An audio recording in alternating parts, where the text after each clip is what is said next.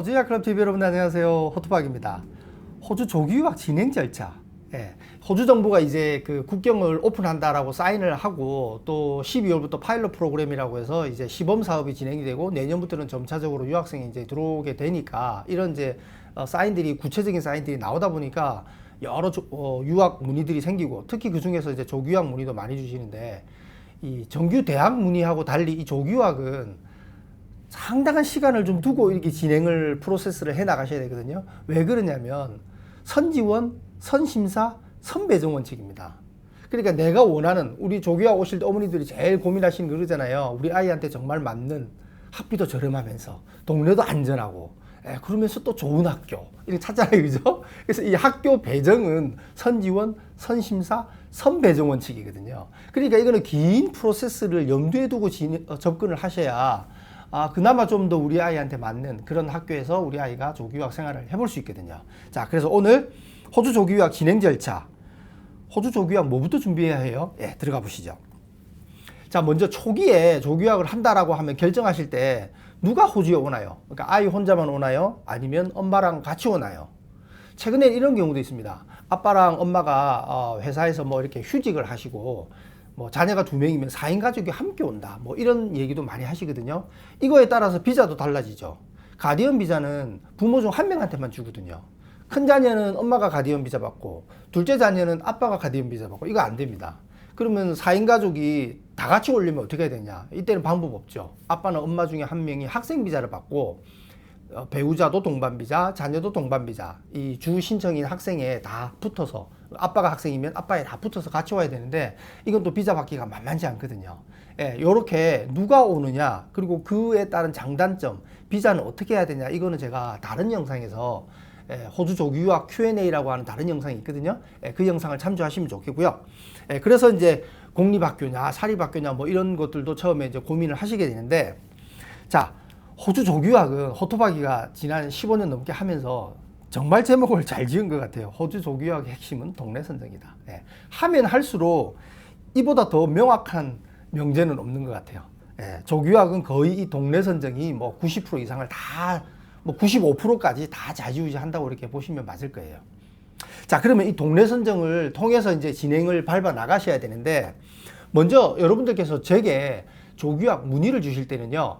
뭐 저희 카톡도 있고 뭐 저희 홈페이지를 통해서도 문의 주시고 그리고 호주유학 클럽이라고 하는 네이버 카페를 통해서도 문의를 주시는데 다이렉트로 그냥 이메일로 문의 주셔도 좋습니다. 제가 밑에 이메일 주소를 알려드릴게요. 단 문의를 주실 때는요 지금 여기 말씀드린 이 8가지 사항을 항상 설명을 해 주셔야 답을 드릴 수 있어요. 이런 설명 없이 뭐 어떤 학교를 추천해 주세요 뭐 이러면 아니 제가 아이에 대해서 아는 게 아무것도 없는데 어떻게 추천할 수는 없잖아요. 부모의 재정적인 능력 중요하죠. 재정적인 능력에 따라서 물론 이제 부모님들은 이런 학교는 학비가 이렇고 저런 학교는 저렇고 이 도시는 비용이 이만큼 들고 저 도시는 저만큼 들고 그래서 그런 걸 다 설명해 주면 내가 그 중에서 나한테 맞는 걸 내가 탁 집으면 되지 않냐. 그건 마치 제가 들으면요 의사 선생님한테 병에 대해서 제가 허리가 아파요. 그러면 허리가 아픈 원인에 대해서 쫙 모든 병에 일어날 수 있는 모든 병에 대해서 다 설명을 해주시면 그 중에 내가 어떤 병이구나 내가 결정하겠다 그렇게 할 수 없잖아요. 그래도 호주에 이렇게 이 전문가라고 해서 이 조기유학을 15년 넘게 하고 있는 저희가 부모님들의 상황을 들어보고 그러면 이 동네가 적합하겠군요. 그럼 이 동네에는 이런 학교가 있겠군요. 이렇게 접근하는 게 순서거든요. 재정 능력 아주 중요하고요. 그 다음에 엄마가 함께 올지 안 올지 그리고 만약에 온다 그러면 엄마의 적응력 그리고 엄마의 영어 능력 중요합니다. 적응력과 영어 능력은 항상 같이 가는 게 아닐 수도 있습니다. 저희가 실제 조기유학을 진행해 보면요 일본에서 뭐 한 3, 4년 지내셨던 뭐 가족 중국에 지금 조기유학을 가 있다가 다시 호주로 온다든지 두 나라는 영어권 아니잖아요. 뭐 중국어 1호 잘한다고 호주에서 뭐 물론 뭐 또 호주에 있는 중국 사람, 일본 사람을 사귈 수는 있겠지만요. 어쨌든 여기는 영어를 쓰는 나라인데 별반 도움이 없을 것 같은데 확실히 제가 진행을 해보면요. 한국 아닌 다른 나라에서 생활해 보셨던 분이랑 아닌 분이랑 적응력에서 많은 차이가 있습니다. 이런 백그라운드도 알려주셔야 그러면 이분은 충분히 이런 적응력이 있으시겠구나 그걸 제가 감을 잡죠. 단순히 저는 활달하고 적극적인 성격이에요. 저는 조금 조용한 차분한 성격이에요. 이거는 주관적인 거잖아요. 그러니까 여러분들이 지난 생활들을 어떻게 해오셨는지, 한국 아닌 곳에서의 경험이 있는지 이런 것도 매우 중요하거든요. 자, 그리고 자동차 구입 여부. 차를 사지 않고 뭐 비용적인 측면이나 혹은 내가 충분히 대중교통으로도 우리 아이랑 함께 생활할 수 있겠다, 1년 동안. 그러면 차 없이 생활할 수 있는 동네가 돼야 되는 거고요. 차를 구매한다? 그러면 굳이 역전 앞에 있는 뭐 동네를 선정할 필요가 없으신 거죠. 중요한 포인트고요. 그 다음에 이제 우리 학생에 대한, 당연히 중요하죠. 학생의 학년. 학생이 초등학교 저학년이다? 그러면 그렇게 학교가 크게 좌지우지하지 않을 수 있습니다. 그냥 좀 적정한 지역에서 생활할 수도 있거든요. 다만 학생 학년이 높다? 예를 들어서 뭐 한 8학년, 9학년이다? 이제 중학교 끝자락이다. 그러면 호주에서 유학을 하고 호주 대학까지도 염두에 둘 수 있는 경우거든요. 그러면 호주는 하이스쿨이라고 하면 중고등학교가 합쳐져 있거든요. 그러면 이 하이스쿨 선정이 엄청 중요하거든요. 왜냐하면 대입시험에서 한국은 수능만 잘 보면 되고 또 뭐 학종이다 이런 거 다 자기 개인 문제잖아요. 호주 대입은요, 자기가 속한 이 학교 집단의 성적이 자기 성적의 거의 절반 가까이 차지할 수도 있습니다. 주마다 조금 다르긴 한데요. 굉장히 중요해요. 그러니까 이 자녀의 학년에 따라서 동네도 달라져야 되고 1년, 2년 하고 돌아갈 건지, 호주에서 계속 학업할 건지, 그리고 자녀의 학업 능력이 어느 정도인지, 뭐 그 외에 기타 어떤 유학의 목적이 있다든지 이런 것들을 항상 질문을 주실 때 이거에 대해서 좀 언급을 해 주셔야 제가 이 진행의 첫 단추, 그 동네 선정을 제대로 할 수가 있거든요. 자, 제가 샘플로 정말 뭐 답변할 수밖에 없는 고마운 질문, 예시. 이거는 어떤 저희 학부모님이 질문해 주신 게 아니고 여러분의 질문을 제가 좀 몇 개를 모았어요. 그래서 이런 식으로 질문을 해주시면 너무 감사하죠. 저는 영어 교사이고 이분의 직업이 많은 걸 이야기해 줍니다. 교직으로 10년 넘게 일했습니다. 이 10년 넘게 교직으로 일했다, 재정적인 부분도 제가 감을 잡죠. 초등 3학년 딸아이와 함께 내년에 사촌 오빠가 있는 골드코스트로 2년간 휴직을 하고 가려고 합니다. 2년간 휴직. 돌아간다라는 거니까 이건 비자 받는 데에서는 아주 유리하죠. 그리고 골드코스트로 가겠습니다 라고 막연하게 하면 제가 왜 골드코스트일까가 문제가 되는데, 사촌 오빠 이렇게 딱 명시를 해주시면 그러면 골드코스트가 이분한테는 적응에 훨씬 도움이 되겠구나. 그러면 사촌 오빠가 골드코스트 바로 옆이냐, 아니면 골드코스트와 브리스번 중간쯤이냐, 그러면 골드코스트 아닌 브리스번도 괜찮겠네요 라고 제가 또 제안을 해줄 수가 있는 거죠. 저는 대학생 때 어학연수 9개월 경험은 있지만 이 9개월 경험은 많은 걸 이야기해 주죠. 적응력에 뭐 확실하죠. 의사소통에는 큰 걱정 없고, 영어 선생님이니까요, 그죠? 차 운전을 하려고 합니다. 예스. 차 운전한다 그러면 동네 선정의 옵션이 굉장히 넓어지는 거죠. 아이는 활발한 편이고 영어는 곧잘 합니다. 엄마가 영어 선생님이고 하니까 또 아이 신경을 많이 쓰셨겠죠, 그죠? 대략 2년 동안 1억 5천까지는 생각하고 있고요. 아이와 엄마 둘이 오는데 1억 5천. 그렇게까지는 안 되거든요. 근데 뭐 재정적으로 충분히 여유가 있다. 그러면 이제 이분은 사립도 고려해 볼 수가 있고, 공립도 고려해 볼 수가 있겠죠. 이런 식으로 이렇게 질문을 저희 밑에 이메일로 탁 이렇게 주시면 제가 뭐 정말 아주 현실적이고 세부적인 조언을 드릴 수가 있죠. 자, 가끔 이제 엄마가 조교학을 오면요, 비용적인 측면 때문에 엄마가 공부를 하면 자녀 학비가 할인된다더라, 이제 이런 얘기를 듣고 엄마가 공부하려고 하는 경우가 좀 있거든요. 자, 주별로 제가 정확하게 제시를 드립니다.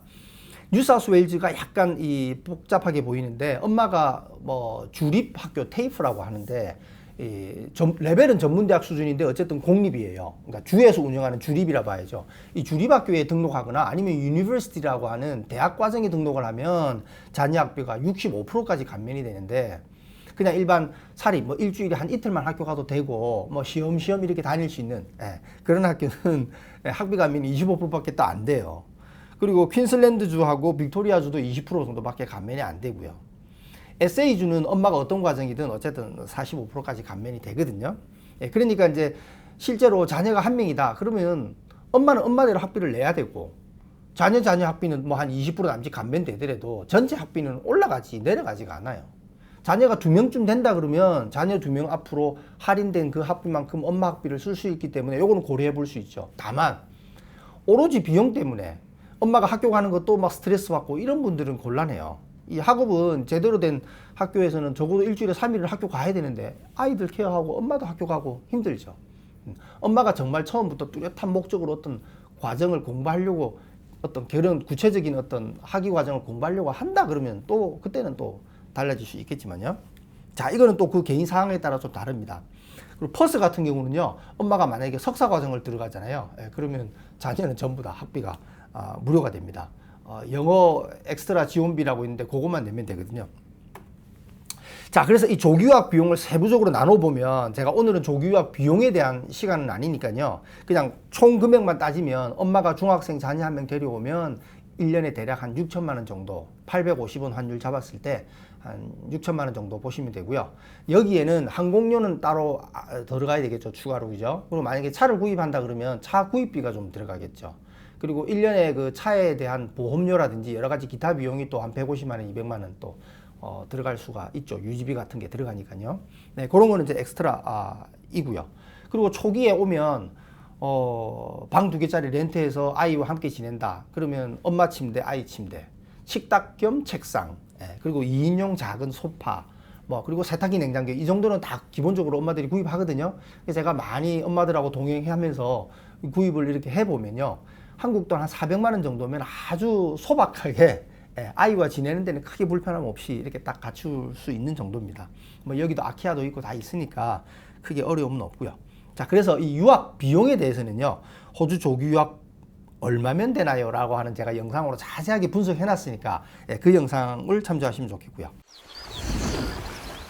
호주 조기 유학 진행 절차를 보시면요, 지금까지 제가 설명드린 거에 이제 각 엄마들이 개별적으로 조사도 하시고, 지인들의 다녀오신 분이 주변에 있다 그러면 물어보기도 하고, 호주에 혹시 먼 친척이라도 있으면 또 얘기도 한번 들어보고, 이런 과정을 거치고, 또 저 같은 또 전문가들한테 전문 상담도 좀 받으시고 해서 결국은 그 모든 과정을 한 이유는 동네 선정입니다.